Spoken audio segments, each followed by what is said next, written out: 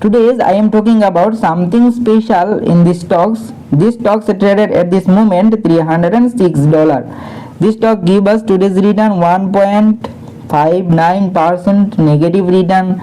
In the last 5 days, these stocks lose money 1%. These stocks give 7% negative return in the last 1 month. In the last 6 months, this stock gains 30% market valuation. Year to date return, these stocks gain 65% market valuation. And last 1 year, these stocks give how much return? Here you can see.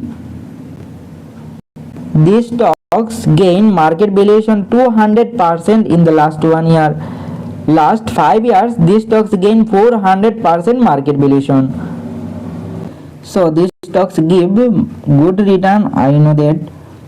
In the last whole return, here you can see 1,80,000% return. That means these stocks give very good return.